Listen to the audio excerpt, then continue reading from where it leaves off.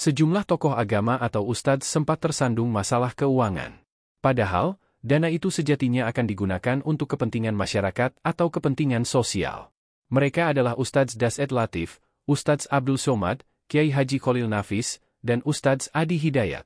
Ustadz Das'ed Latif sempat membuat video diunggah di akun media sosialnya tentang rekeningnya tidak dapat digunakan karena diblokir oleh Pusat Pelaporan dan Analisis Transaksi Keuangan, PPATK. Rekening milik penceramah asal Makassar itu dibekukan karena selama 3 bulan tidak ada transaksi apapun. Setelah viral di media sosial, PPATK akhirnya membuka kembali rekening milik Ustadz Das'ed Latif. Saya hari ini berencana membayar besi, semen untuk pembangunan masjid saya. Jadi saya datanglah mengambil uang yang saya tabung di bank pemerintah. Setelah saya tiba ternyata rekening saya diblokir.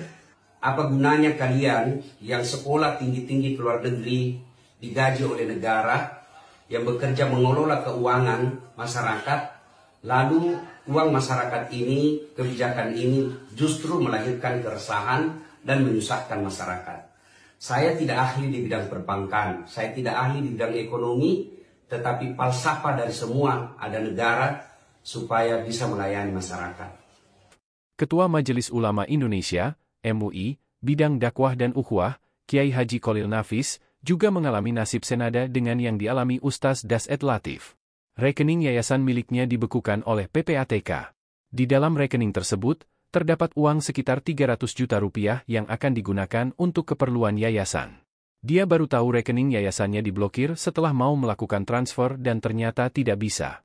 Setelah saya coba kemarin mau mentransfer, ternyata sudah terblokir. Nah, ini kebijakan yang tidak bijak, kata Kiai Haji Kholil Nafis. Ustadz Abdul Somad dalam sebuah ceramah yang videonya viral di media sosial menyatakan bahwa dirinya diundang kepala pajak untuk datang menghadap. Setelah bertemu, Ustadz Abdul Somad diminta membayar pajak karena penghasilannya dari YouTube diklaim pihak pajak mencapai 150 juta rupiah setiap bulannya. Ustadz Abdul Somad keberatan penghasilannya di YouTube dipatok 150 juta rupiah per bulan. Padahal, penghasilan dari sana sangat fluktuatif dapat dipatok secara pasti.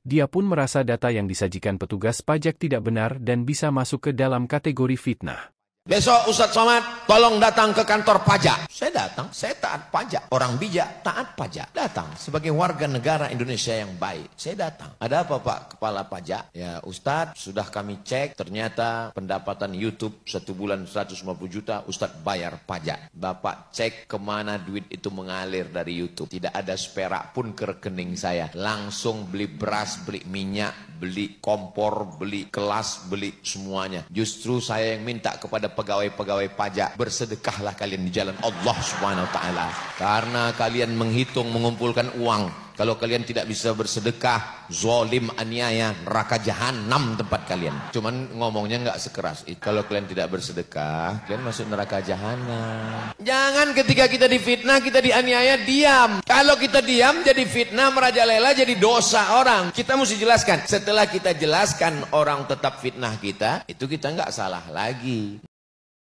Berbeda dengan Ustadz Adi Hidayat yang lebih mengkritisi penerapan pajak restoran atau tempat makan yang dianggapnya salah dalam penerapan dan mengorbankan masyarakat. Hal itu diungkapkan Ustadz Adi Hidayat dalam sebuah ceramahnya yang beredar di media sosial. Menurut dia, penerapan pajak restoran atau tempat makan merupakan bagian dari praktik nakal karena tidak sesuai aturan, dengan mengenakan pajak kepada pembeli.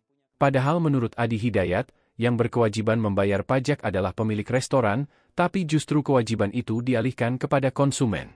Bagi Ustadz Adi Hidayat, penerapan pajak seperti itu tidak hanya melanggar aturan, tapi justru menjerumuskan si pengusaha restoran atau rumah makan pada lembah dosa.